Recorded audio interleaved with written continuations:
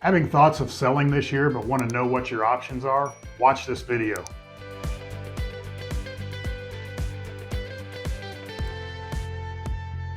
Welcome back. This week, I wanted to talk to you about one option that a lot of sellers don't consider, and that is a cash offer on your home from an investor.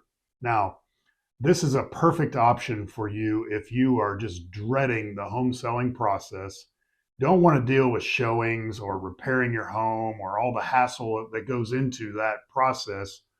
We have investors that we work with all the time that are looking for properties to invest in and pay cash offers. So the closing dates are flexible, and it's typically they are as is sales.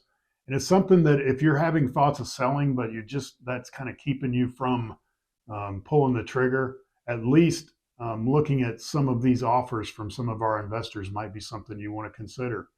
Or on the other hand, if you are an investor and are looking for properties, we come across properties like that all the time that maybe we can put you in contact with. So that said, if you're looking at real estate investing or looking at selling your house or looking at buying one, or just have general questions about real estate, give us a call here at the Downing Group or DM us on our Facebook page. Have a great week.